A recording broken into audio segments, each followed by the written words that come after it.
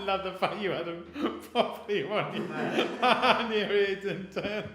Right, so I am Mark Masters and I have a content marketing consultancy, for want of a better word, based in the People's Republic of Ashley Cross. And so everything that I am all about is how we can build loyalty within these spaces that are ours. Does that make sense? Doesn't that sound bad? That sounds better than saying, oh, I have a marketing company that, and you're like thinking, I'm totally lost, I don't know what you do. I am an open book, right, I'm an open book. In 2010, 2011, the company nearly went out of business, right?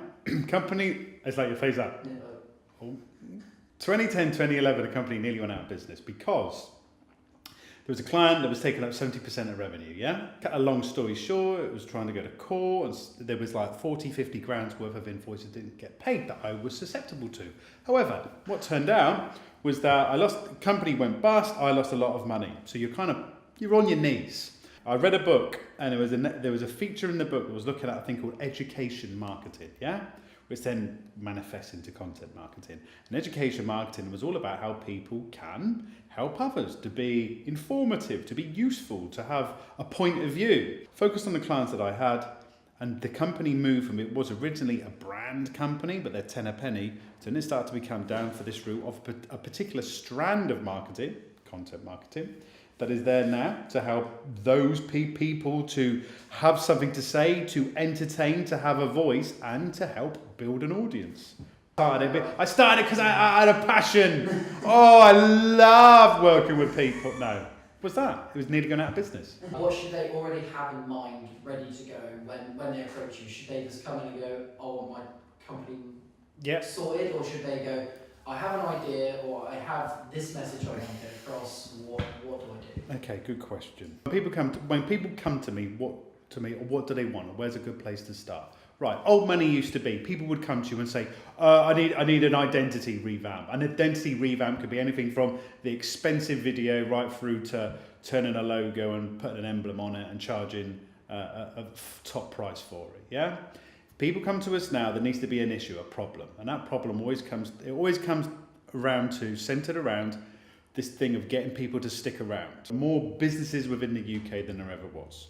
600,000 new businesses were started up last year. Right. So what we have now, there is more of us. The problem is the companies that come and ask for a helping hand are always in the same spot.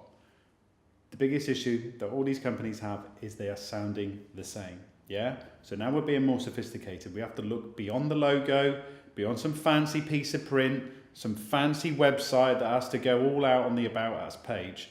And we need to understand what the voice is from within the company, what it is they truly believe in that aligns with what they do and how they can build something on a consistent basis. Because where we used to be was all about transaction, yeah? You did me a video and you would invoice me and I would pay you however much. And I would say, see you later. Whereas where we are now is how we can keep that relationship ongoing, yeah? So rather than saying, right, bosh, here's one big video, let's look at all these different ways now that we can find these different trades. Fed up with seeing videos of a bloke with a phone to his ear, or you're showing somebody in that cup of coffee. By the way, you're not doing intros with an intro with a cup of coffee and some. So that's where we are. So people have to come with the problem. The problem is, how can they build an audience where people want to stick around? Why do you personally think content is so key? Why is it so valuable in today's online world? Yeah.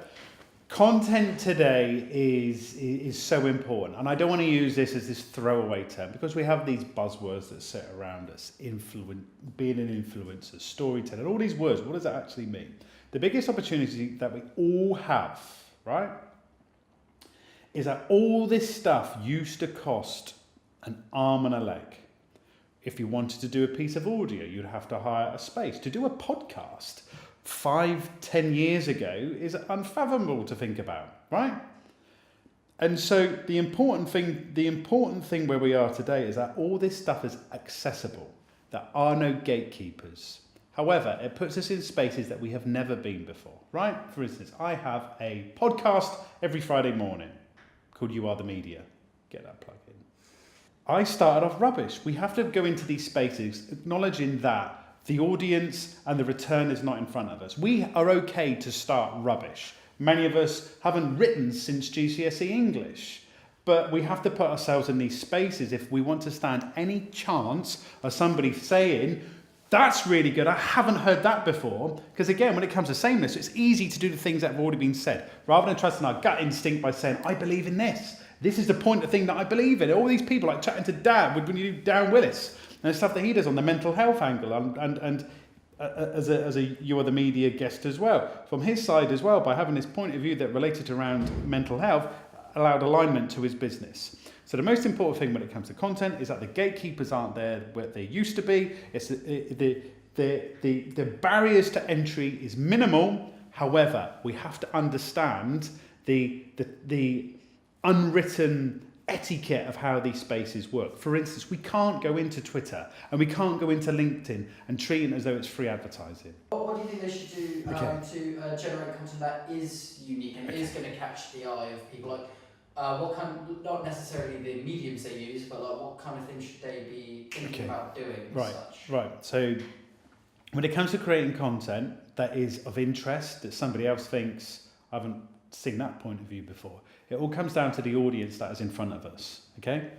For example, when I first started writing, I started writing every week since January 2012. It's still on my website. But if you look at the blog, you will see the articles there are shaped around things such as how to be a better presenter, how to write great headlines, what time should you be tweeting? But everyone, that's pretty bog standard.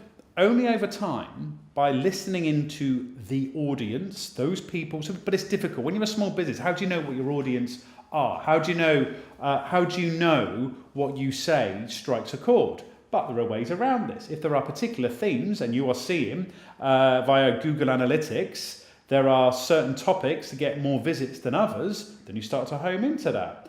Or how we're using MailChimp and seeing what people are clicking on the particular elements. You know, you will probably see on one week, if you're starting to talk about what time you should be tweeting, and then another week just talks about the pain points and the way that you see that your industry is broken, and that starts to get a little bit more resonance and engagement. That's what we should be focusing on. I started blogging January the 1st, 2012, and when I first started, it was very bog standard, pretty formulaic articles.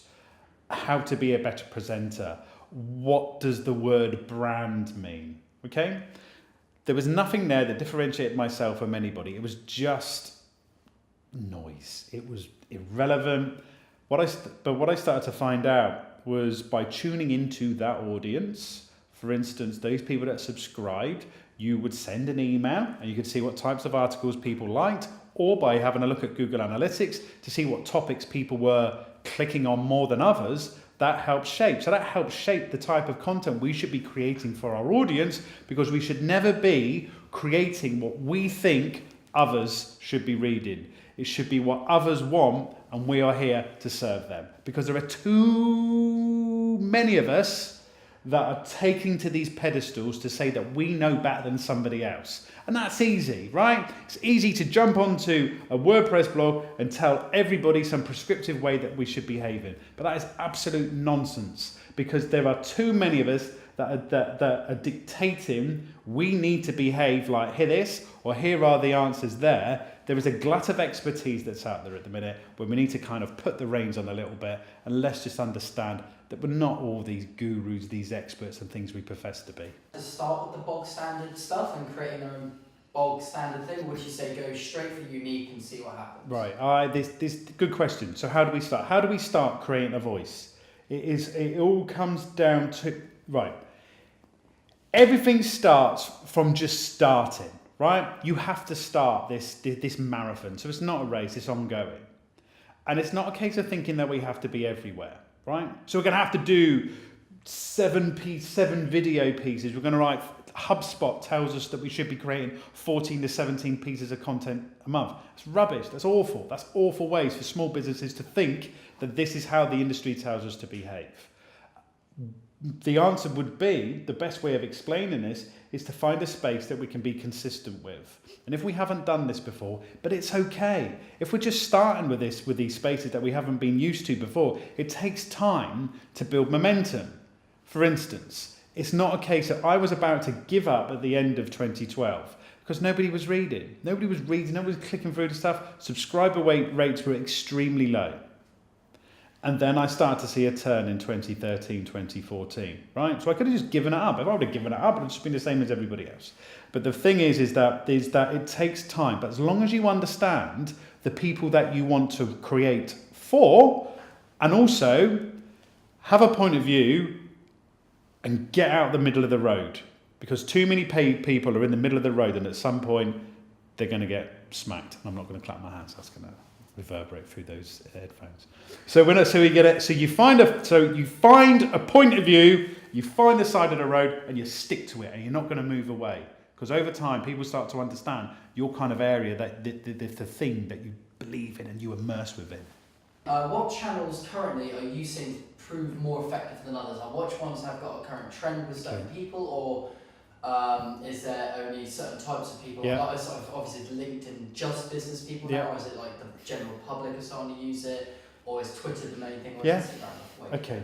So when it comes to channels that we should be using, really interesting report that came out the 1st of March from BuzzSumo and their content trends report. And the content trends report was saying, when it comes to shares, it's half the amount it was from 2015 to 2017. So nobody's sharing any content, which points to, listen, there's too many of us just kind of vying for someone's attention. And on the other side, you have the likes of Facebook that's making sure that organic reach doesn't happen, right? So where does that leave us? If you're saying now, tell me, then give me a horse that you're backing, right? In the BuzzSumo report, it was saying, look, LinkedIn is showing a place of worth because the algorithm hasn't necessarily gone all over the place. We can use it in a way, and if that is what a B2B audience is using, let's use that before they start going silly with it and start putting the walls up in front of us where we have to pay more. Okay, so that's kind of there on paper now. We see that the problems at the moment with the likes of Facebook, which comes down to with misinformation and the likes of fake news, people are moving away, right? And that's seen. But if you're saying, well, what should we all be using? To me personally, there is a process, and that process, I don't want to say and give an answer. The most easiest is writing, is a blog, right?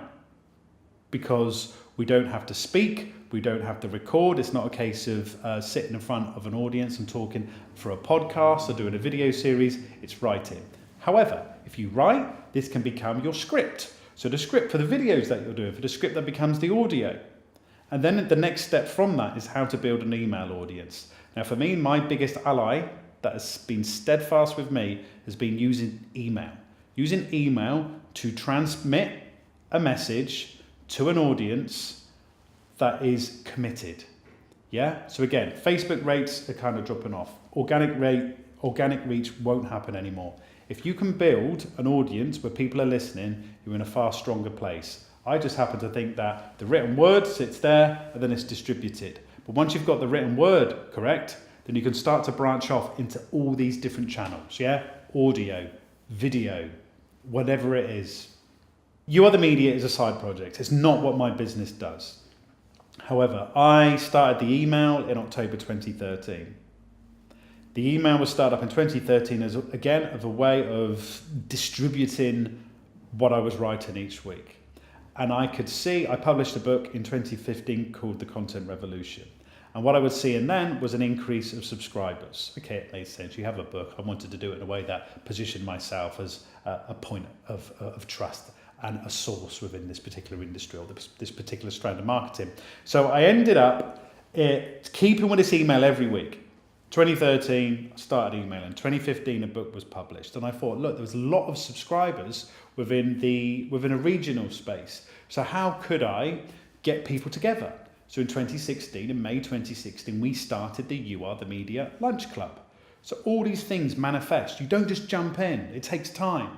So when I said, right, we're going to take those people that get this email every Thursday morning, why don't we all come together? Why don't we have a bite to eat and we talk? And again, that started off rubbish.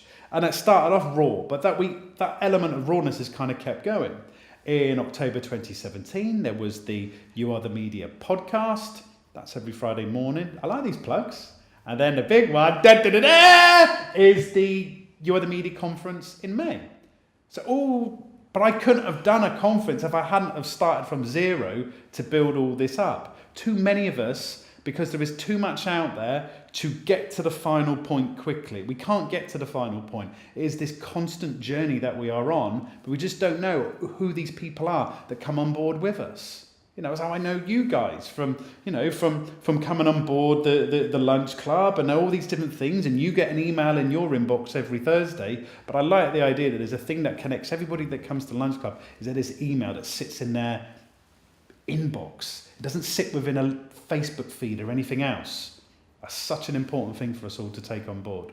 It's a lot more personal in a sense. And it is. So when anybody writes, when anybody comments, I will write back. It will be me writing back. It won't just sit there. There's not an automated message. So anybody that has a point or something that they want to pick up on that they enjoyed reading that Thursday, it will always be me. So that's how we're personalising this whole experience now, yeah? Rather than automating everything, this sense of personalisation is what differentiates us from everybody else. Would you recommend people use numerous channels all at once, or do they focus on one, get that one right, and then deviate, like you were saying earlier? Good question, right. So where should we start? Should we start with one channel, or should we go everywhere, right? Should we go everywhere? It is as simple as this. You find one space and you get good at it. You lean into it, whether it's doesn't matter what it is, whether it's video, whether it's audio, or whether it's writing.